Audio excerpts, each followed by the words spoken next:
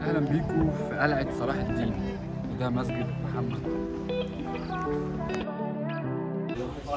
المصري او العربي 60 جنيه، لكن الطالب 30 جنيه. اوكي هندفع 30 جنيه طبعا، ملناش دعوة بالاجانب. 200 و100. ادخل. ليه لو سمحت؟ كام؟ شكرا.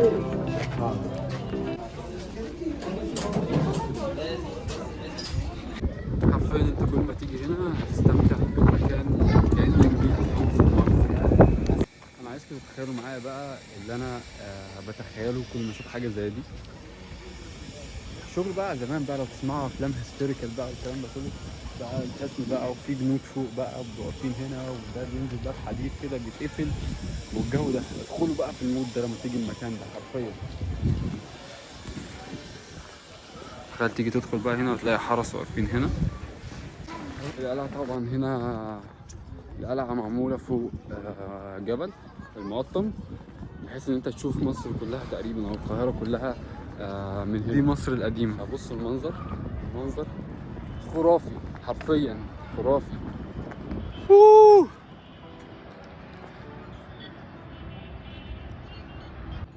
طبعا مدفع رمضان، مدفع الافطار، مسجد محمد علي واضح. الممارسة واضحة. بص يا حبيبي، بص بص يا بابا، مش كده من أول مرة. بص بص بص يا محمد، بص كده أهو، أول مرة فيرست تراي. يا جدعان يا جدعان، الحاجات دي عايزة حد كده. أهلا بيكم في المتحف القومي، أسلحة زمان. طبعا أنا معرفش، بس الحاجات دي كلها كانت موجودة في بابجي. انا شفتها ببجي كلها، بس ايه مش فاكر، فانتوا لو عارفين قولوا لنا في الكومنتس. ده اللي اسمه، كان اسمه إيه في اللعبة؟ مش فاكر اسمه ايه بصراحة. ده كان في فيلم سلام يا صاحبي. لما وقف رش كده.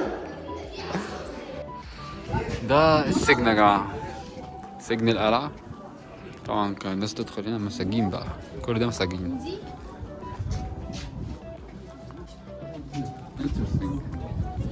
هنشوف السجن كده جوه عامل ازاي. انا مش شايف حاجة. يعني انا اتخضيت، ايه ده؟ يا نهار ابيض، يخرب بيت الرعب.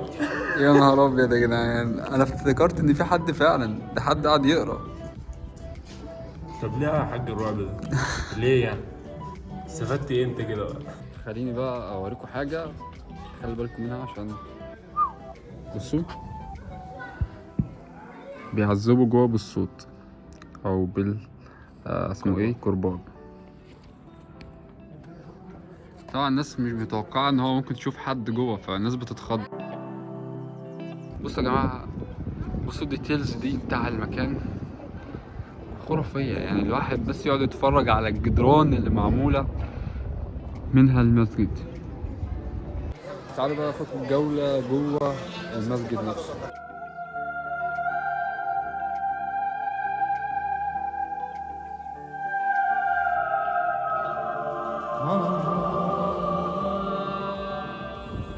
طبعا عشان ندخل هنلبس حاجه كلنا.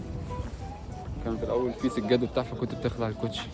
مش حابب يقلع الشوز بتاخد 1 جنيه. طبعا في اوبشن لو عايز تاخد الكيس وما تخلعش الشوز، الكيس ب5 جنيه، تمام. يا اما تدخل وتخلع الشوز بتاعك.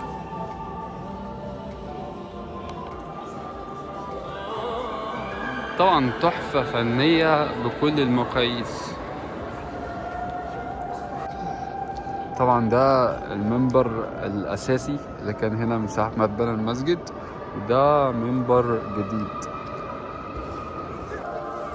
Welcome to Egypt.